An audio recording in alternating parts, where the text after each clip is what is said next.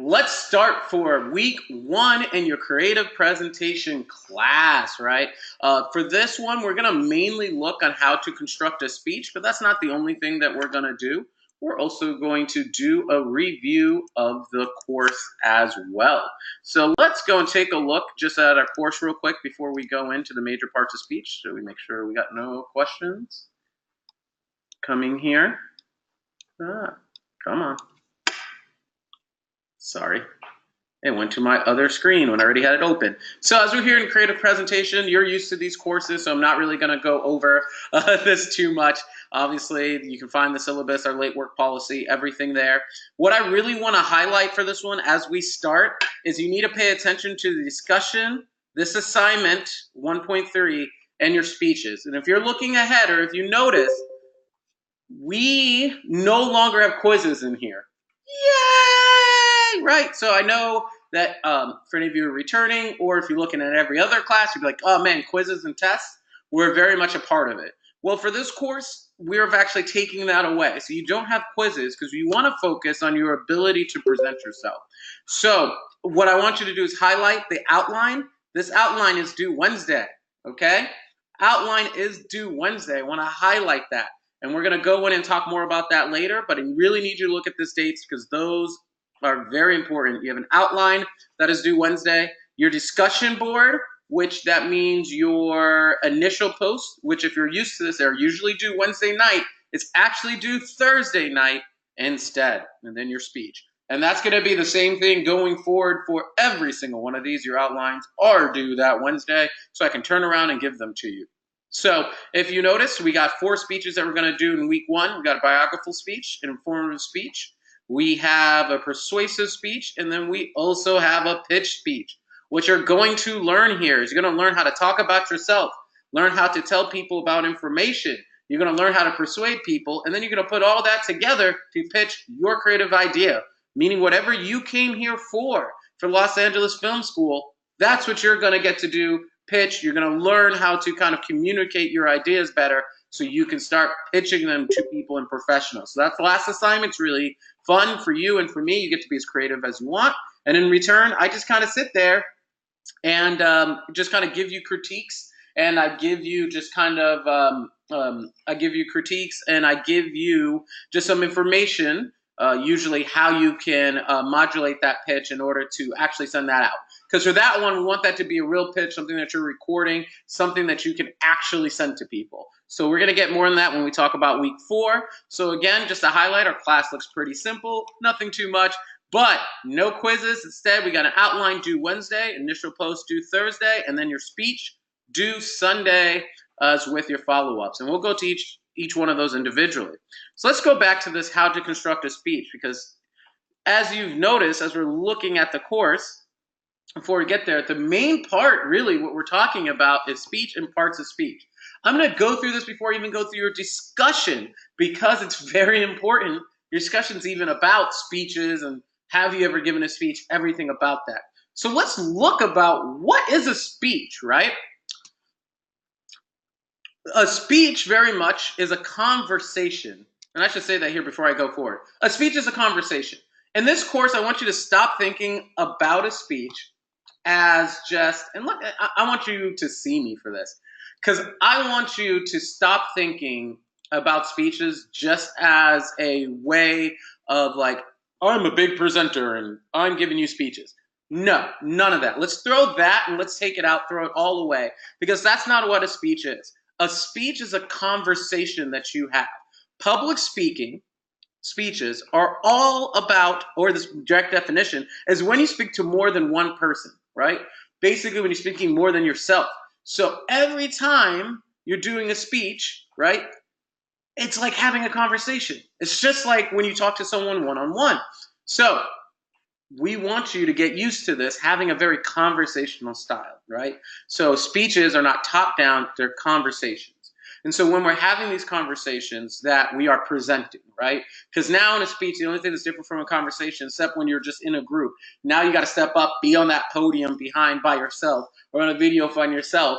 You have to look like, how can I present this information like I would in a conversation, right? How can I present this information? And I want to do this well without boring people or anything else. And this is everything that we're going to do. We're just going to show you how to have a conversation with people when you're going in a podium. So to do that, we got to learn how to even construct the speech that we're giving. So more than anything, when you give a speech, the first thing you have to do is plan. That's the first thing we're going to do. First step is planning. Now, this is our outline phase. Let's come back up. This is our outline phase, right? Because what we need to know is what the general purpose of our speech is, right? What are we generally doing with this speech? A biographical speech, your first speech, the general purpose of this speech is literally to inform people about you, right? I want to talk about myself, right? Specific purpose of the speech. I want to talk to people about why I'm coming to LA Film School, or I want to talk to people about my history in entertainment. So you have a general purpose of your speech because we're planning, right? You're like, what's the whole point of the speech? The point is that I want to inform people about myself. Specific purpose. What specifically do I want to accomplish in this speech? Right? So general, I want to inform anybody about the speech. Specific, I want to inform people about why I love entertainment, or why I love music, movies, whatever, right? Your thesis statement, and if the thesis statement you're looking like, oh man, speeches remind me about an essay, it's true. Thesis statement, same thing. It's everything that encompasses your whole entire argument, your whole entire speech, all right? Your target audience, who am I giving this speech to, right?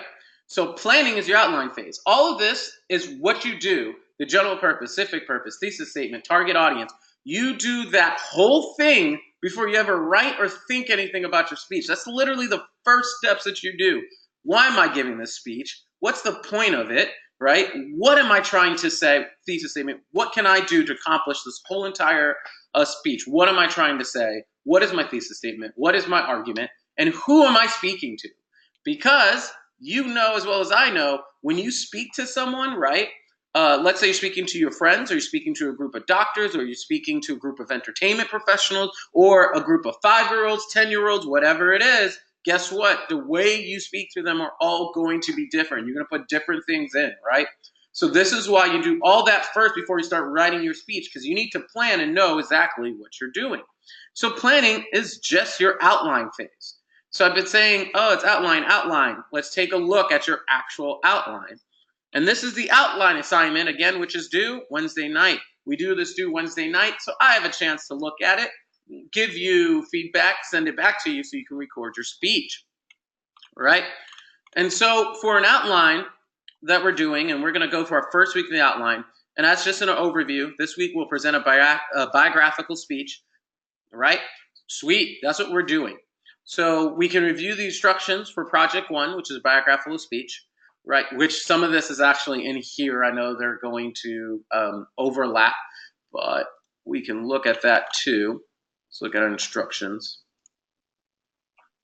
By the way, I am monitoring chat, so if you need me to slow down or get lost or whatever, just let me know. And we'll see here, it's almost the same thing.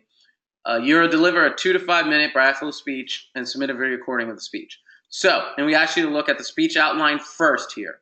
Biographical speaking and preparation on the manner, components, effective public speaking, blah, blah, blah. Okay, so as we're just telling you what you do here, we don't have much for it because it's biographical speech. You're just talking about yourself. You're going to tell us what it is. But let's look back at this outline, right? So to start the process of preparing for your speech, you will first create an outline. Your outline will serve as a guide that you use to help construct your full speech, right? First step is planning. We got to plan. We got to get all those stuff in, right? So your outline should be 1 to 2 pages long, and it's going to include your purpose statement. What did we just go over? Your general and your specific purpose, your thesis statement, right? Your introduction, your main points, and we're going to go through all what that is. So if we look here in the speech outline template, this is the template you're literally just used on a Microsoft Word document. You're going to see the template we have here. Your name, general purpose, specific purpose, thesis statement, and target audience. Exactly what you're doing. And I just went over those as well, right? So that's the first thing that we do. So when we're looking at this outline and we're constructing this outline, right, back over here, and we're constructing this outline, because the outline, we're going to write this whole thing out so we learn how to plan our speech. So we have all these going. A speech title, which is this fancy biographical speech. Todd, I see your question there, and I'm actually going to go through it when we're going through how to record your video. So don't worry, I'm going to get to that spot. All right. So, and then if you see in our speech outline, the template, and all of you can follow along here with me, we have an attention getter. What does an attention getter sound like? Let's look back at here are parts of speech. So we know we need an outline, right? And we're going to look at outline segment. So what we have now are the three main parts of speech. We have an introduction, a body, and a conclusion. Again, sounds like an essay. And it's kind of like an essay, except it's a lot more fun and interesting because you're talking it instead of reading out loud. So if we look back at our outline real quick, we're going to see we have an attention getter. And it really says here, the most important part of your speech, getting the audience attention from the very beginning.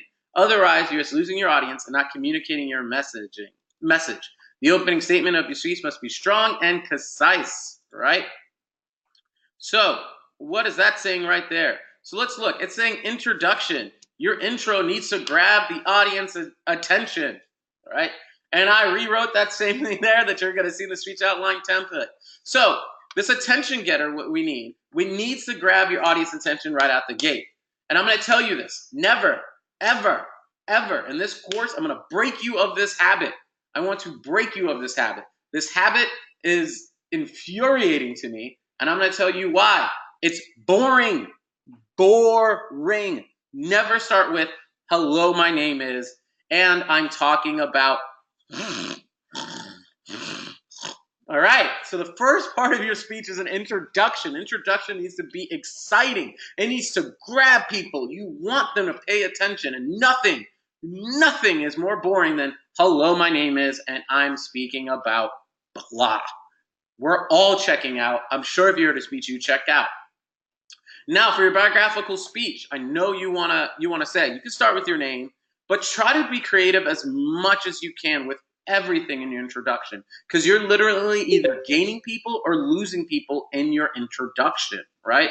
Your introduction needs to have kind of like, why are you listening to me? Why am I here? Why are you listening to me? Right? So if I go, hello, my name is, I'm talking about blah, you're already like, I know, I'm sitting down, I'm here to listen to X speaker. You don't need to tell me you're X speaker and you're talking about X.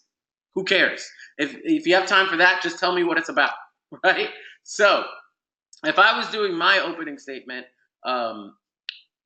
let's see here, and I'm doing biographical speech, and this is all coming from the top of my head. I'm not going to start with, hello, my name is Jonathan Godot, and I'm talking about me today, right? Because I never want to do that. If you want to hear about me, you're already in there. So what I'm going to do is, since I was a kid, one thing that has always happened is that I've always been sick. I was a sickly kid. And usually with sickly kids, people always tell them to stay home, do this, or, not really try out for sports. But that's just not me as a person. Even being a sickly little kid, I could do nothing more but than to go outside every day. So, and that's just a preview. I did that. Notice I didn't go, hello, my name is Jonathan Gondoa, and I'm talking about my youth today. I didn't need to say that. I immediately started with a story to grab you in, grab your attention, right? That's what you want to do with your introductions. So once you know what you have for your speech, the first thing you want to do, right? So we're here in the speech outline, it's have an attention getter. We're going to be working on our introduction once we have what's going on, right? And again, the first thing we're going to do is attention getter strategy, because that's what we need to do. And then we actually put in our thesis statement in our introduction, and we also preview our main points, right? And quick preview of those main points, because we don't want to be talking forever in the introduction. An introduction is an introduction. It's not your full thing. So you tell your thesis statement and you preview your quick points like, I want to talk about, so a quick preview of my main points. Let's say in my speech, I'm talking about being a sickly kid. I was like, so today I'm just going to talk about really my time being a sickly kid, how I overcame it, and what I do now. See, right? That's my quick preview. So you're going to get a background, what I did to overcome it, and then what I'm doing in the future. So really quick preview of your main points. And that's everything that goes through an introduction. Pretty easy, right? You get your attention getter, you do your thesis statement, you preview your main points, bada bing, bada boom, you have an introduction. Woo! And that's it, right? So as we're planning this speech, and we're going back here and we're planning, right? I know now that I have my speech shot, my attention getter, my thesis statement, then my preview of my main points. And then secondly, what's the next thing that we do now that we have our speech, right?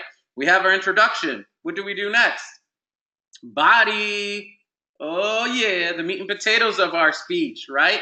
It's where we do all the talk, all the main talking. And when we're outlining and planning this, and as this is in your outline too, we just use this as first main points, right? So your main point, as I was doing my backflow speech, my first main point was growing up as a sick child. So here in main point one, first main point, I literally bid, I grew up as a sick child, um, and I had many hardships going through. And my first sub point would be trying out for sports was hard. First sub point, the time I tried out for track and field, right? Then the second sub point, also not only going out but playing outside was difficult for me, right?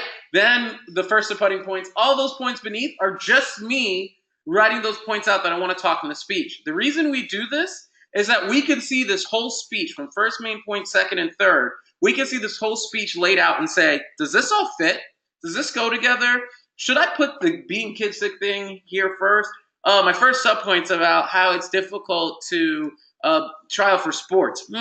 Maybe I should put how it's hard trying out for or playing outside with my friends. Then I'll put the sports one. Right there, we can try to construct and see the whole speech in front of us, and then we can be like, okay, maybe I should do this instead of that. Now we do this so we can organize and know our speech. We can plan it. Now remember that I said that speech is conversation. So remember, we're not writing out a script. We're writing out the points. Since we're having conversation, these are full sentences, but they're not full sentences necessarily that we're going to speak. There's stuff to help us plan and to write out. And we're going to go on that a little later about how we speak. But we definitely want to remember when we're writing this out, this is all planning stage stuff, right? We're not reading from this. This is all planning stages and how we plan. So we have our main points. First main point, growing up as a sickly child. Second main point, how I overcame it. Third main point, what I do now in the future. And, ad nauseum as we need. We need as many as we need in order to get our point across. So we have our introduction. We have our body, which is the meat and potatoes that we planned out. What's the last thing that we're going to have? Guess what? Conclusion. Boop, boop, boop, boop. In conclusion, these slides are not on the LMS. These slides are for me. But you can find LMS. We have all of our reading views and everything as well. And I'm taking these directly from our speech outline. So not too crazy. So you can find all of these right there as well. And our readings go deeper into depth on each point, right? All right, so we have the conclusion. And the conclusion is this speech is concluded with a review of the main talking points to make sure the audience truly understood all the super important information that you just hurled at them. Now, when you said review of the main talking points, that's first main point, second main point, third main point. Just as in the quick preview you did in the introduction, you're doing it again in the conclusion. Because guess what? Conclusion and introduction mirror each other a lot, right? It's just the reverse. So remember how the preview of the main points was at the end of the introduction? This is at the beginning of the conclusion. And then it makes a big difference, close with impact. Because just as we had an attention getter strategy, we want a hammer, a conclusion. We can see that again if we look at our outline. Closing with impact, or it calls a call to action for doing a persuasive speech. So when we're saying conclude with impact, when I want to tell my story, I want to leave them with the last words. I don't want to say, that's it, time's up, or that's it, that's all I have, right?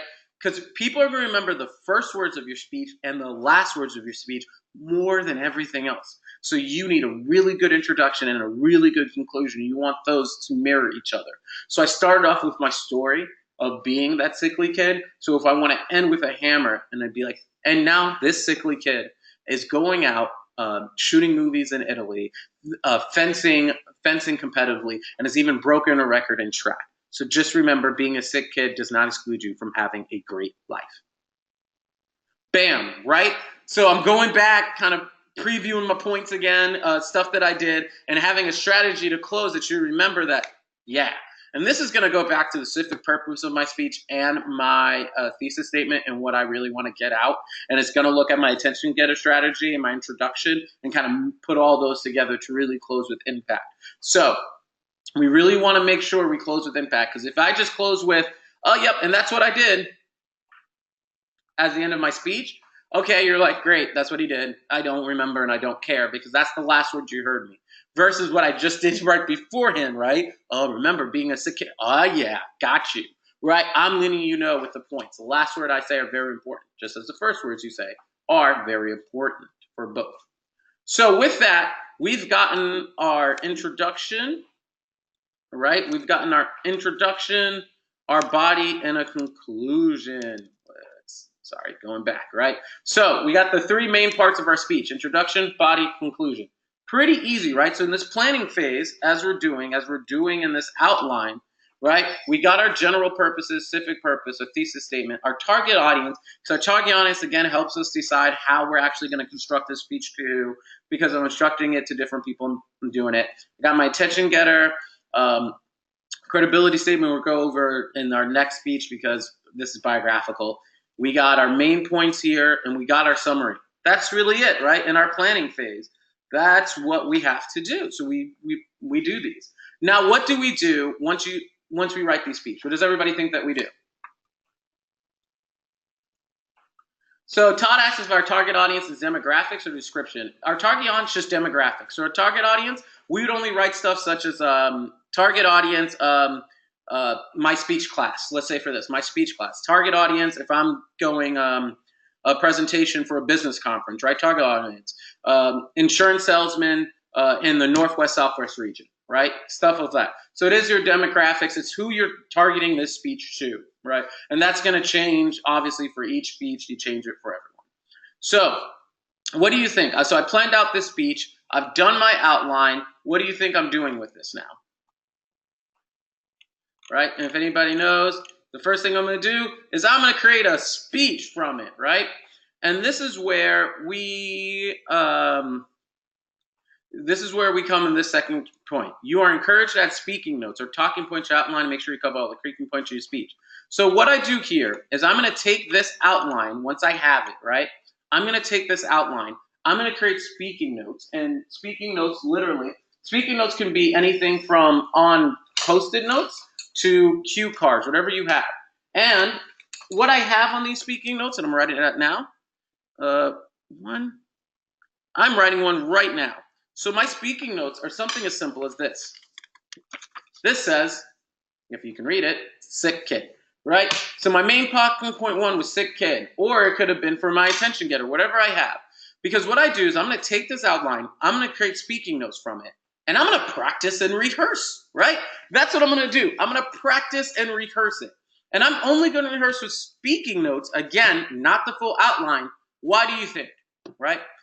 Because we speak extemporaneously, which means is that we speak in a conversational style, not in a memorized style where we're just sitting there reading the speech. We don't speak like that. We speak extemporaneously.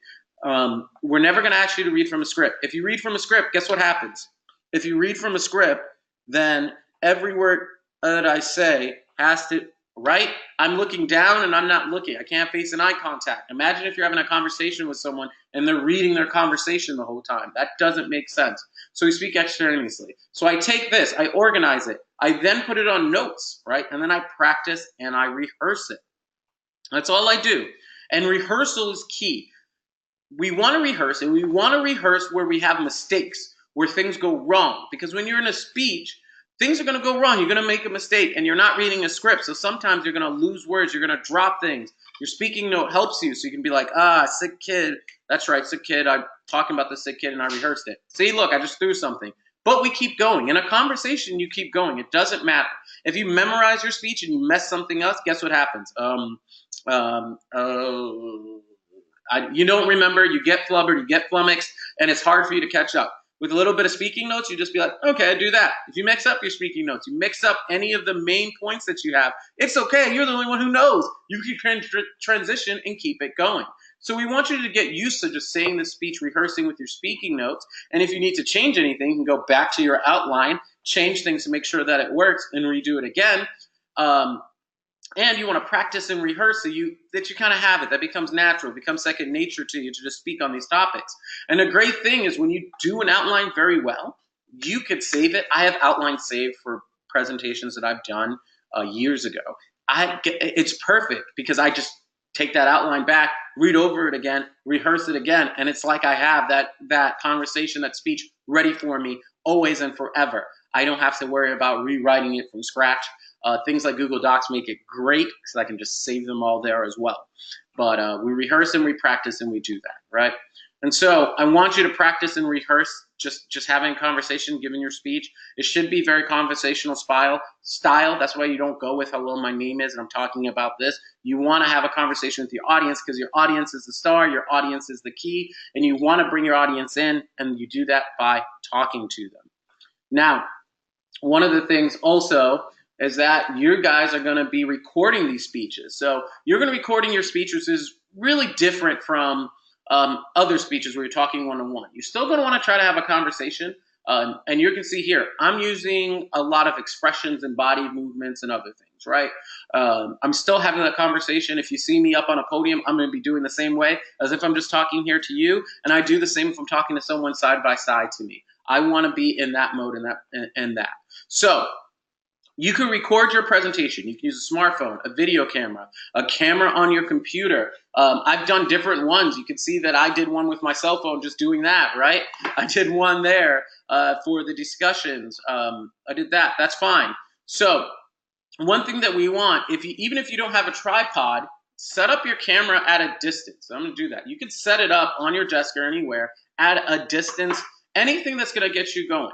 If you need to hold your camera, we really don't want that because we want you to show your body movements and movements. So we don't want you just holding it. So set it down somewhere. And this is for your speech, which is different from your discussion. Discussion, sure, hold your camera, I don't care. But for your speech, different, right? Because for your speech, you got to maintain eye contact, all right? And you want to make sure that your room is neat and professional. This is fine, right? It's fine. Make sure your background's free from distraction and noise, meaning I don't have a lot of noise going on. No one's coming in. No one's playing music, right? My cell phone hasn't been going on. For your speeches, I'm not doing it right now, but dress in business casual, professional attire. So business cash, just don't have any, just try to do more than a t-shirt. Speak clearly in a normal tone. Your audio should be clear, right? That's what we need. I need to hear it. Right? If I can't hear it, then it doesn't make sense to me. And you want to be relaxed and natural and concise with your body language. So again, that's that conversational style. Don't be stiff and afraid like this, all right? Or I'm reading like that. You're having a conversation. Be relaxed. And try to have proper lighting if you can. And make sure your angle is set at eye level for this speech, right? We have this. For this first speech, you do not need to be standing because you just had a question, you need to be standing. For further speeches, and we'll do this as we go week by week, you will need to stand for this one. Don't worry about standing. Want to just get used to you talking in front of a camera, right? That's what we're doing. So we want you to get used to talking in front of a camera, very casual and presenter-like, right? So that's it. So that's what we're going to do with that speech. So if we look, we got a planning stage, we got our outline, and I'm not going to use the web camera for a second. We got our outline, so we work it. Now we're delivering our 2 to 5 minute speech, right? And as you're going to see here, I'm not reading the overview. This is really boring just to read what we already wrote because you can read it if we want to. But you should be reading it, but you know what I'm saying. So after using our biographical speech outline, we're going to rehearse our speech prior to recording it, right? Again here, natural conversational style. And your outline should be thought of a roadmap, right? So you should be feeling enough through speech. You make good eye contact, as I've just been saying. We're going to make good eye contact, go forward. We got the tips for effective visual presentations, the same ones that I give there. And that's it, right? So I didn't even have to really go over the assignment because we're doing that naturally, that we're there. We're going to do a natural conversation speaking about yourself. We're going to plan it out with our outline, and then we're just going to rehearse and speak about it. Now, a video only has to be 2 to 5 minutes. 2 to 5 minutes. If you notice on your rubric, which let me go to the speech rubric, we got a time management. This speech rubric, which is at the end of your speech outline, is very important. If you notice, it's really easy. You have 10 categories, 10 points for each category. We got 10 points for introduction, connection with audience, your subject knowledge, organization, credibility, Your credibility for your biographical is really easy. It's going to be 10 points all around because I'm pretty sure you are who you are. So I'm sure you can speak about yourself. Eye contact, body language, conclusion, and time management. 2 to 5 minutes. You go under, you get knocked. You go over, you get knocked. Pretty simple, right? This rubric is pretty simple to understand. I definitely would make sure that you're hitting all those points. You can read them. And I'm going to tell you connection with audience, subject knowledge, organization. Connection with audience is pretty easy.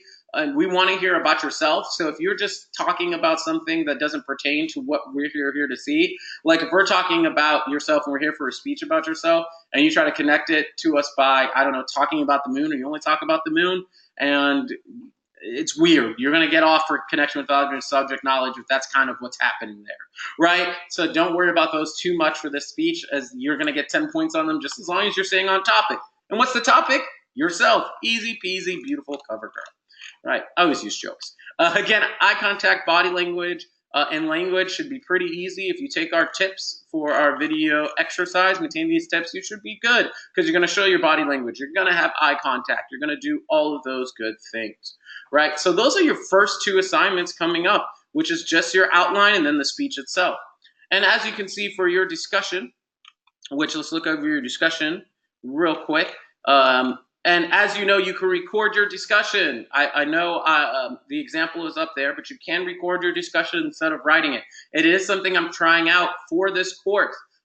So if everyone likes it, it goes great. It's going to be a permanent fixture, but this is just trying it out.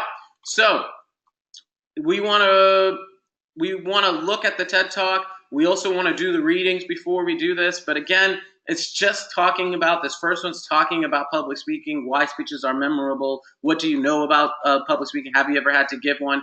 Pretty simple and easy. So that's what's going on this week and in this course. At this point, I'm really just going to talk to people, take some more questions, but I'm going to end the recording at this time just so I can unmute you guys and anybody we can beat on video. So join us next week for this course as well, where we're going to go over informative speeches and audiences and how those two differ from the speech that you're giving now.